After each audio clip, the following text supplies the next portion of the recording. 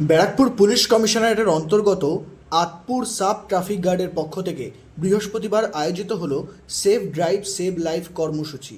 এদিনের কর্মসূচিতে উপস্থিত ছিলেন আতপুর সাব ট্রাফিক গার্ডের আধিকারিক সুরেশ্বর মণ্ডল, ট্রাফিক গার্ডের অন্যান্য আধিকারিক সহ জগদ্দল থানার পুলিশ আধিকারিকরা।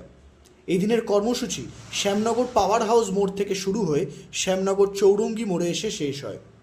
এদিনের অনুষ্ঠান নিয়ে ব্যারাকপুর পুলিশ কমিশনারেটের পক্ষ থেকে জানানো হয়, হ্যাঁ, আমাদের safe drive save life week চলছে। তার মধ্যে সাহেবের আদেশে আমাদের আতপুর ট্রাফিকের উদ্দেশ্যে এবং আমাদের সাথে আছে থানা, জগদ্দল থানাও আছে। আমরা একটা safe drive save life rally করেছি, সকাল থেকে করা হয়েছে, যেটা আমাদের পাওয়ার হাউস থেকে চৌরঙ্গি পর্যন্ত আমরা করলাম।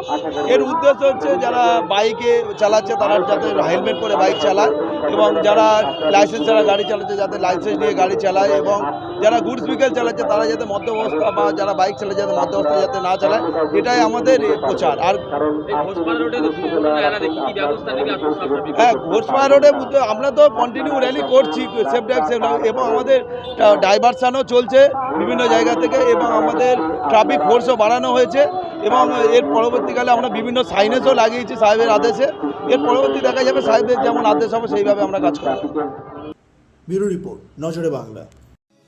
এয়ার ইনফ্রাস্ট্রাকচারের উদ্যোগে অহনা অ্যাপার্টমেন্ট, বারাসাতের হৃদয়পুরে নৃপেন ঘোষ সরণিতে তৈরি হচ্ছে নতুন আবাসন প্রকল্প। থাকছে একগুচ্ছ বিশেষ সুবিধা, লিফট থেকে শুরু করে ডিপ টিউবওয়েল, এছাড়াও থাকছে সাউন্ড প্রুফ জেনারেটর এবং কার পার্কিং এর সুবিধাও। এখানে 2 এবং 3 BHK ফ্ল্যাট রয়েছে, এছাড়াও থাকছে আরও একগুচ্ছ বিশেষ সুবিধা।